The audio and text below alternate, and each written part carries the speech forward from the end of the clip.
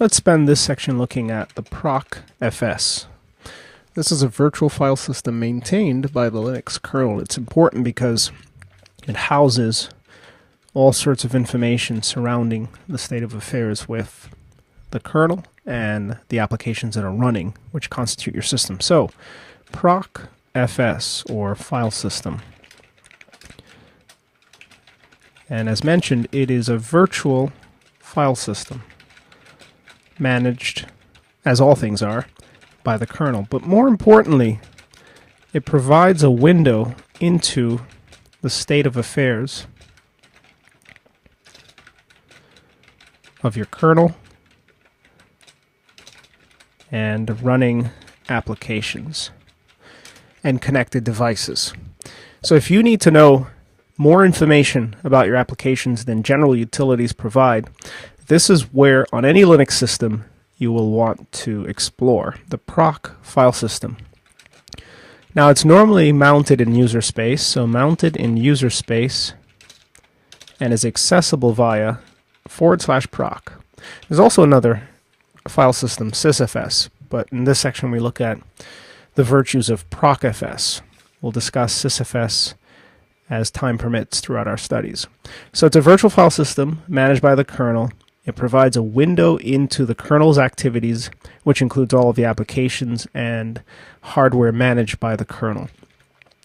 And it's mounted in user space, so we can interact with the contents of /proc. And in some cases, we can change the content by using syscontrol and perhaps even using echo to send values to various variables or name value pairs to various runtime configuration options, subsequently tweaking our operating system as it's running. So we can in real time make changes to the Linux kernel via procfs. So the fourth feature we should say is provides a way, an entry into runtime kernel modification. So for example, one classic example that surfaces on the net is enabling IPv4 routing, for example. So for example, if your kernel does not provide routing features, meaning it doesn't route packets from one interface to another, you could use syscontrol to enable in real time while the system's up and running with connected users routing. And it's just one of countless options. So let's identify some tasks. One is to explore, and this is largely the task, /proc. So we don't have a particular thing that we'd like to look at, but rather more general observation of /proc, because having this general knowledge of /proc gives you an insight into where to look when problems arise, or when you need to tweak system performance, or when you're just curious and need to know other things about what the kernel is up to and how the kernel is interacting with hardware and software on your system. So let's first look at the PID structure, so the PID directory structure. Instead of listing it as a feature, we'll just list it as a task for us. And that is the fact that if we navigate to proc, where it is located, there are a number of files. In fact, instead of long option, let's just use regular short option with multiple columns. So notice this dump. And this dump tells us readily information about the process IDs that are running on the system. If you notice all the numbers beginning with 1 running through the various numbers on the left side of the screen, these are PIDs, or process IDs, that are currently being managed by the kernel. 1 is the init process. If you want to look at the system from the perspective of the first user space process with it, which is init, through additional processes like Apache and so on that were launched subsequent to init's invocation, this is the directory you'll want to explore. So the proc file system, perhaps we'll list it as a feature because it is indeed a feature, maintains PID directories for all running processes. And looking at proc PID ID 1, for example, let's navigate into 1, we see a number of files. Now for each PID, a number of files are repeated time and time again. For example, command line. This is an example of a file that you'll find across the board, because each PID is invoked in some manner, usually including command line options. So for example, for PID ID 1, this is init. These are the various entries. Now, one thing you should know about proc entries is that for the most part, they're 0 bytes, and because they're virtual, they're in memory. Some items, like the core dump file, for example, or the kcore file, will reflect the size of the footprint in memory of your operating system, but most files are 0 because they're dynamically changing. So they're really just snapshots of what's happening in the kernel's memory space.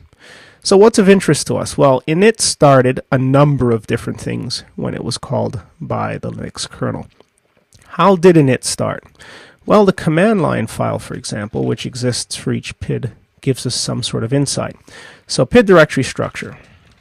So inside of this directory, we're looking at one command line. In fact, instead of specifying an ID, we'll just indicate ID command line, for example. This file contains invocation string. So what does this tell us? What's so important about this? Well, you have a running system that you're debugging, and you'd like to know how a particular process was called. How was it invoked? You didn't see it invoked. You're not sure how it was invoked. Perhaps you found multiple init scripts, so there's some confusion. Well, if we examine the contents of command line, this gives you a sense for how it was invoked. So what this tells us is that init was called with, no surprise, run level number 2. Well, of course, run level confirms this, that we were propelled into run level number 2. And where does this come from? Well, if we cat etc init tab, as we've mentioned, when init is invoked, it reads the ID default line, which is towards the top of the document, which spells out the run level that is to be the default run level number 2. So init was called with the number 2, telling it to invoke itself in run level number 2. So command line is an important file because it tells you exactly how the item was invoked. Similarly, there's a file called exe. Well, what is exe? Well, this is actually a binary link. Notice it corrupted our screen to the program as it was called. Well, what does that mean? Well, let's take a look.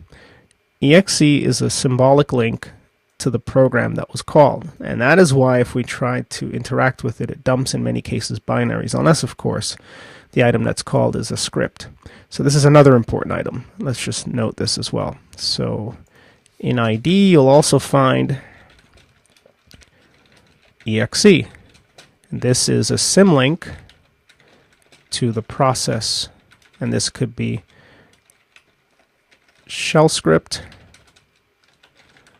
or binary. So it could be text or binary. And as a matter of fact, you can actually execute it from this directory. So you could, for example, say .exe 2 or 3 or 1 to enter those particular run levels, as it's just a symbolic link, as is indicated here. So the exe entry within a PID directory points exactly to the item as it was called.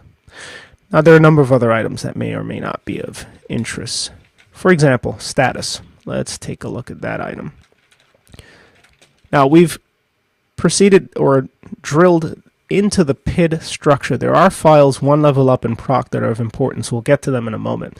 We decided to go into the PID directory because it seems to make sense, because normally when your system's up and running, a number of processes are running.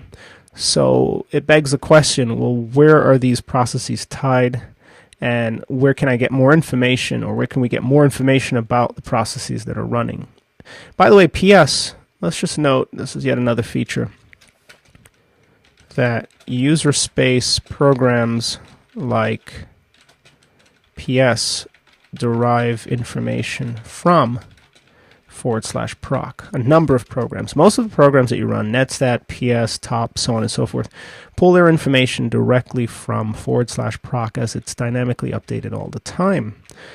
Now we've got some other files that are of interest. We've got stat, for example, and we've also got status. Two different files. Status tells us what the process is doing. So this tells us that init is currently sleeping. That's its state. When you use PSAUX, you see the state as S. S means sleeping. Well, why is it sleeping? Because after init has done its job, which is largely to spawn the operating run level of choice, there isn't much for it to do. It does need to ensure that things are running, that get TTYs are there, so on and so forth, but for the most part, those particular conditions are in place and need no intervention from init, so init goes to sleep. So another important file, ID, and in this case status, returns the status of the process. And you can also confirm this using PSAUX, and if we pipe the output to less, you'll see that there's a status column, and init is indeed sleeping. So also notice some other items in this status file, including the peak virtual memory usage, which is largely in actual random access memory but labeled as VM. It's PID, it's parent PID, so which process ID launched the current process that we're examining.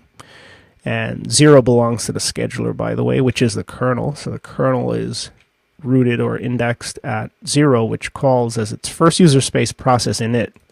So that's why init in and of itself has a PPID of 0. And in the dump, you'll see that init's PPID is 0. This information comes directly from /proc. It also includes, of course, the time that the process was invoked, or depending on the output, how long the process has been running. So that's the status file that's of interest. Now, what else may be of interest? You have limits to see if there are any resource limits on the process, the CPU set, the current working directory of the process. That's another important file, CWD. It tells you where the process is currently working, and notice that it's a pointer to root for init because init sets up the environment for us. So perhaps this is a file that you'll check in to from time to time to see what the program is doing at any particular time, but it is likely to change because programs do change directories, such as Apache serving content, for example, from different directories. So it returns current working directory of process. And in the case of a dynamic process like a web server, it's subject to change. A less dynamic process, such as a database server with databases in a statically defined directory, is less likely to change. The environment. This is another file that may be of interest. So if you try to cat environment, for example, here is the environment that's used by init.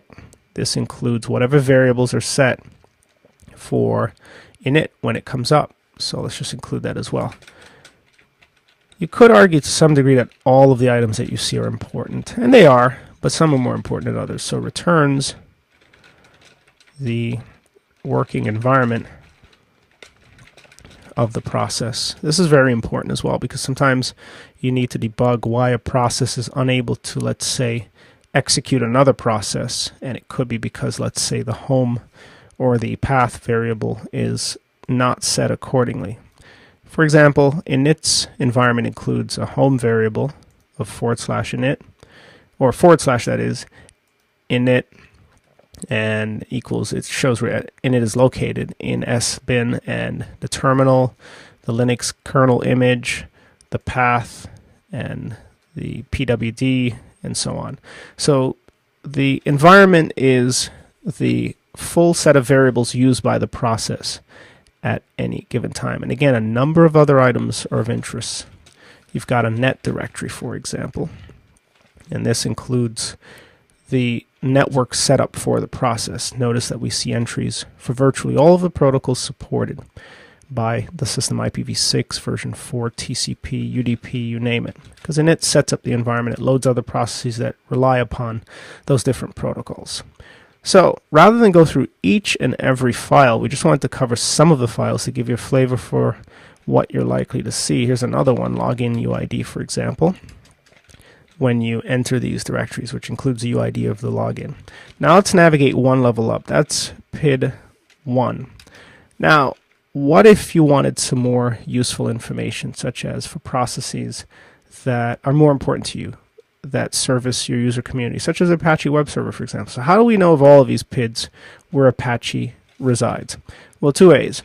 PSEF grep Apache, for example, is one way. This lists the PIDs associated with Apache. Apache's always started as root as its primary process, and then that process invokes the child or children processes which handle connectivity. So the parent process of Apache wears a PID of 1186. Another way to do this is to LSL the directory, long format, and grep the user in which Apache executes, which for Debian is www-data. Here are the PID directories for www-data, but notice this excludes root, or the primary process for Apache. So perhaps the PS method will get you more comprehensive information. So in this case, we see that 1186 is the parent process. So let's navigate into 1186 and see what's happening. Notice the files are virtually identical to what we found in init. So that means once you're familiar with the file layout, you can quickly interact with them. So looking at the 5 that we've selected at random, what's happening with the parent process of Apache? Well, let's see how it was started. We'll simply cat the command line. So Apache ostensibly was started via user sbin Apache 2, Apache 2k start, and that's how it came up. This is how the parent process was brought up. So this command line tells us that. Now, what is the executable link? Well, let's lsl-exe. The executable link to Apache is this full path, user lib Apache 2, multiprocessor, and prefork Apache 2. So Apache was invoked via this absolute path. Well, what about the status of Apache? Let's do a less of status. Well, here's the status of Apache. It's currently not serving any customers, at least not the parent process. So it's sleeping, and its process ID is 1186. Well, who started Apache? Or which process ID started Apache? Well, its PPID is 1, which is init. So init started Apache, at least the Apache parent process. And the Apache parent process started the children processes. And here's the memory utilization, number of CPUs allowed. The system's currently configured for 1, and so on. What about other files? We have CWD and environment. Well, let's cat CWD to see what's happening. And let's take a look. CWD is set to root, so Apache is set to root, but it doesn't serve from root by default. What about because of a limitation to ensure that web users cannot connect to root? It's actually one of the Apache directives defined in a default Apache configuration. What about the environment of Apache? Well, here's the Apache environment. These are the variables that are set. Apache run directory is var run Apache 2. That's where Apache runs from. The PID file is var run. So var run, applications normally create a PID file, a process ID file in var run. And it's actually called Apache 2. Notice there are a number of files there. So here's the one for Apache 2.pid. And that file contains, if we cat the contents, the process ID of the parent process. So looking at those 5 items, we can see what Apache is doing at any particular time. And there are a number of other items, again, that are of interest that you may want to interact with. And this is just 4 billion that's set for the login UID, 32-bit limitation, because this is the 32-bit version of the OS, uname-A. The kernel should confirm as much as CPU type. If we cat proc CPU info, we should get a sense, which is another proc entry that we just quickly enumerated. Now, the CPU is 32-bit. It's 64-bit CPU, but is configured currently with a 32-bit OS since it's backwards compatible. So we've elected to install the 32-bit version. So those are some files that we see there that may be of interest to us. Now again, we're not going to spend time going through all of the files. That doesn't make sense. I/O, reads and writes, so on and so forth. Now, so that covers the parent process for Apache. Now, what about other key files? Files that should be of interest to us from the base proc directory. So in continuing, key system stats files. There are a number of these. For example, we've just looked at CPU info. CPU info contains information about the processor or processors attached to the system. So that's less CPU info, and again, it's a virtual file, so its size is 0 bytes. This virtual machine is configured for 1 processor. Processors are indexed at 0, so it sees one processor indexed at 0 of type Intel Core i7. And the CPU speed is 2.2 gigahertz, and the cache size is 6 megs. The family, it's Intel. The features that are supported by it, and the address size that this processor can handle, 40 bits physical, 48 bits virtual, in terms of memory allocation and so on. So CPU info will tell you the number of CPUs supported that the Linux kernel sees. So it'll tell you quickly how many CPUs are attached to the system. So let's just note, in fact it's self-explanatory, so let's just keep going. Meminfo. Well, we know we have the free command which tells us how much memory is available and how much memory is free, both virtual and physical. But what if we want more information about memory? There's a file maintained by the kernel called meminfo. It does the same. It tells us the total memory. Physical memory is a gig. It also tells us how much of that memory is free. So this appears to be 16 megabytes that's free currently. Buffers, cache. It breaks out memory in a much more detailed way in terms of the way the kernel is using it than does the free command. So all sorts of statistics, dirty cache, buffers, you name it, that operating systems provide are supplied by the meminfo file. So even swap, for example, swap total, swap free. Swap isn't being used, so you can examine this file. In fact, proc meminfo is called by utilities like free. So that's the usefulness of meminfo. And a number of directives are there, and you can see if you need to tweak your system, it is the file that you're going to consult. Or if you obtain a utility, the utility is invariably going to consult proc meminfo to learn more about your memory layout in conjunction with the way applications are using memory. So it contains detailed memory layout, including swap, so physical and virtual, and reflects detailed CPU information, even in the case of multiple CPUs. So for example, in a separate window, let's just SSH to Linux CBT build 1, and on this system, let's navigate to proc and less CPU info. This system is configured with two processors, 0 and 1, P4 to 8 gigahertz, and it's laid out similarly. Let's see how the memory configuration is set. Notice the reduction in capabilities memory-wise. It's 36 and 32 bits respectively versus 40 and 48 respectively for the i7 processor.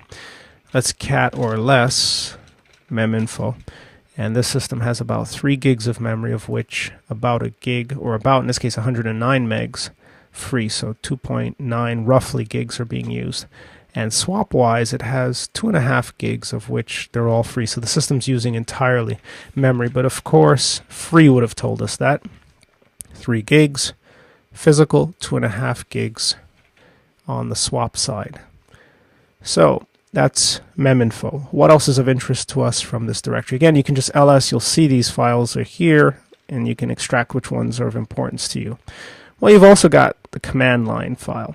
Now, this isn't a PID command line file, it's a kernel command line file. So, command line. Now, let's just be clear to note that these are files in /proc, not proc PID. So, returns the startup parameters passed to the Linux kernel. vmlin is, of course. Why is that important? Well, it's important for a number of reasons. You need to know how your system was brought up. So this tells us where it found the kernel and which kernel it found and the options that were passed in. So notice the root file system loaded was this UUID, which block ID will tell us is Deb6x. And it was brought up initially read-only, which the kernel always is, then for root that is, and then reset to read-write. Brought up quietly, less verbose, to the default run level. There were no other parameters. This is the full command line passed into the kernel. Well, you must be wondering, where does this parameter or these parameters come from? Well, grub is the bootloader. So if we take a look at boot, grub, and this is the grub config file, we'll see that this line with the UUID exists towards the bottom of the file for the first entry, for the first default entry. And there's our boot Linux UUID read-only quiet. That's where the line comes from. So that's how it was called. So if someone brought up your system in a different manner using different parameters, the command line file in Proc would reveal that invocation, telling you, so if you're an auditor, that the system was brought up differently. So if you take a snapshot of a system, a production system, and then you're auditing the system, you should be able to compare how the system was brought up to the baseline snapshot that you've taken. Now, what else is of importance in this directory? Partitions. Another important file. Well, what's so important about it? Well, let's cat the contents of partitions to show you. Partitions shows you the layout of your partitions, including swap. So taking a look at this, we see the various partitions that are available and the various disks that are available. So the disks and partitions that are available on the system at this current time.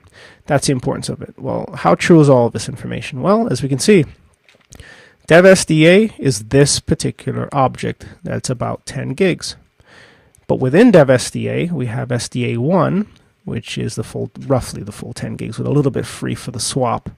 And an extended partition, if you recall, DevSDA2 and SDA5 within that extended partition, which is roughly half a gig, roughly. fdisk-l DevSDA will confirm what we're talking about. So here's DevSDA, it's about 10 point something gigs. Here's SDA1, almost all of the 10 gigs, sans 500 megs. The extended partition, SDA2. And the swap partition, SDA5. And the list goes on from partitions. So rather than using fdisk, you could simply cat /proc/partitions to see a quick dump of all of your partitions. Now, it doesn't tell us here that the partitions are swap versus ext4 or otherwise. So enumerates full partition, let's indicate disk partition layout of running system. So of course, if you reboot the system or shut the system and provision new storage, then upon the subsequent reboot, the kernel will detect the new information. So that's another important file. And again, there are important directories in here as well, such as net, for example, which is a hierarchy of all things networking from the kernel's perspective for all of the protocols that are supported and all of the interfaces that are available on the system. But rather than getting into that, we'll get through it through user space tools like netstaff, for example. So let's look at some of the more interesting files before we move on to other things. The version file. Well, the version file tells us the version of the kernel that we're currently running. So this tells us we're running 2632 on 686, Debian 2632, minor revision 3231, and who compiled it, the version of GCC that was used to compile it when it was compiled. So the version file tells us all we need to know about the version of the kernel. Now the uname-a command returns a subset of this information.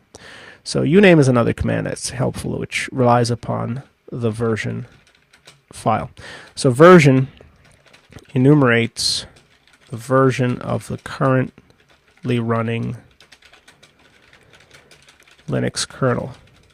And of course, along with this, so B5A, for example, let's indent this slightly. You could use uname enumerates information partly based on /proc/version. So if you need to know the version of any Linux kernel, for example, on a remote system, should be the same kernel, by the way, version 2632.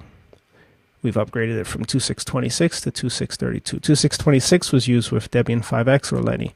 2622 is now used with the 32 is used with the 6x version. So that's the version file. Another important file that may help you in debugging is kcore. This is one of the few files that actually reflects a non-zero size. This is a dump of the currently running or currently maintained memory footprint. So this is what the kernel is currently managing in memory. So it contains all of the in-memory data and can be analyzed or debugged outside of your system if you manage to get a copy of the file off in the event that you need to, but it's seldom likely. That's a kcore file. What else is of interest? We have a swaps file. This file shows us specifically what swap on shows us. Swap on with the S option. So let's just note, if you wanted to quickly get a sense without having to remember the command line, or the command name, just navigate into Proc and look for the file. So swaps enumerates the current swap layout of the system. Let's try, for example, swapping off Dev6x and then cat swaps dynamically. SDC1 is gone. Let's swap on A followed by an echo of the exit status followed by a cat of swaps, and we should see that SDC1 has been reinstated.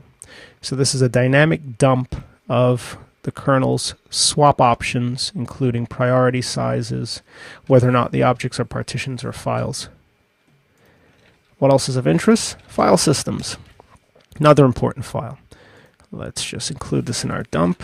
And that's going to be B7 file systems. So for any Linux system, you want to know the file systems that are supported by the operating system, by the kernel that is. So it enumerates kernel supported file systems.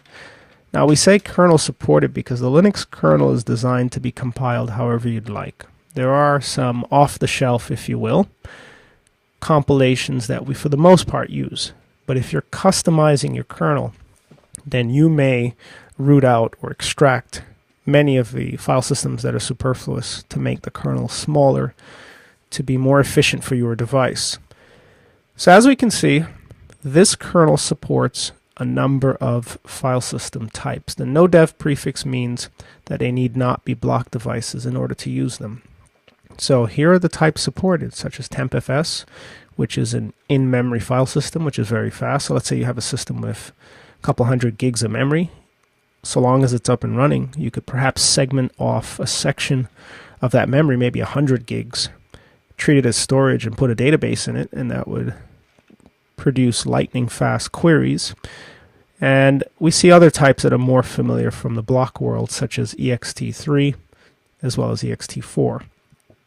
We also see support for Fuse, which is now included by default, so that non-privileged users can mount file systems that they were typically prohibited from doing. And FileSystem maintains that on a per kernel basis. So if you recompile your kernel or install a kernel that supports more or fewer file systems, FileSystem will confirm that. And on the remote system, let's just confirm that as well. And again, this isn't specific to Debian, by the way. So this shows us on this side the support. ext3, ext2, ISO 9660. Let's cat it. grep Fuse, for example. We don't see Fuse support, so that could be something to look out for at some point in terms of if we try to use Fuse on that remote system. So file systems, and you've got all sorts of other items going on. We could go on and on. Modules. Let's cat modules, for example. Modules shows us the current modules or drivers that are in play to provide support for the hardware found on our system. Modules are drivers, and drivers are necessary to support the interconnected devices, such as hard disks and, let's say, hardware devices like network cards, video cards, the USB subsystem, you name it. Anything that's connected to your system needs a module, and those modules are listed in the modules file. LSMod also enumerates the same information concerning the modules that are made available. And every component of your system on the motherboard and off, or connected to the motherboard, has a corresponding module. It's a module for floppy access, one for SCSI access, for sound card access, you name it. So modules enumerates loaded / supported, or really loaded drivers, because there may be other modules that are just not loaded at the current time, and since Proc is dynamic and it's real time, it reflects the current state of affairs. So the Proc FS, or Proc file system, is a dynamic window into the Linux kernel's operations. it provides us with a number of items that are of interest, of which we've only looked at a few. You've got on the left a PID structure if you use ls without the L option. That PID structure contains a familiar layout per PID, which includes items such as command line, the executable that was used, the status of the process, the current working directory, its environment, which means variables, and so on. Then you have other directories that are of interest, such as net and others.